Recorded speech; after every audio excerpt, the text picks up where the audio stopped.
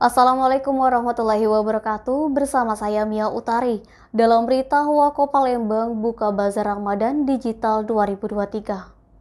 Wali Kota Palembang Haji Harnojoyo membuka Bazar Ramadan Digital 2023 di Kecamatan Kemuning, Jumat 24 Maret 2023. Bazar Ramadan Digital 2023 akan digelar pada 18 titik di Kota Palembang, guna menjaga stabilitas harga dan ketersediaan stok kebutuhan pokok.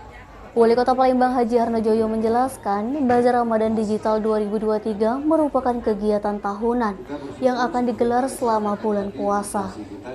Diharapkan bisa bermanfaat bagi masyarakat Kota Palembang.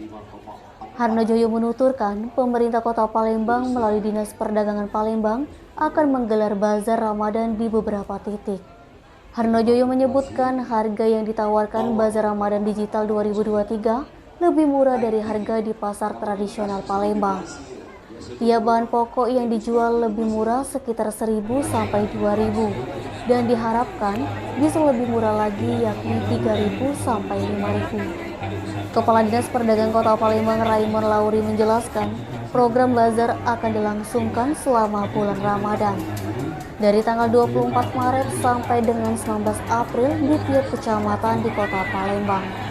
Sistem pembayaran Bazar Ramadan Digital 2023 Kota Palembang menggunakan QRIS, yakni standarisasi pembayaran menggunakan metode QR Code dari Bank Indonesia agar proses transaksi dengan QR Code menjadi lebih mudah, cepat, dan terjaga keamanannya. Raymond menyebutkan masyarakat yang berbelanja minimal 150.000 menggunakan QRIS akan mendapatkan hadiah berupa minyak goreng dan gula.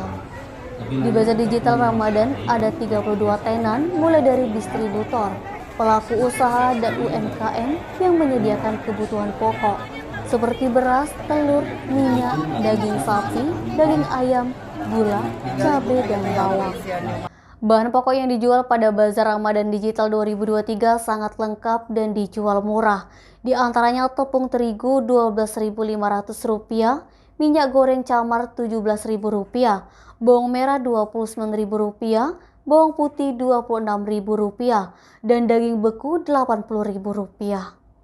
Nabang Sumik.co melaporkan. Jangan lupa like dan share video ini, subscribe YouTube Sumiko Official.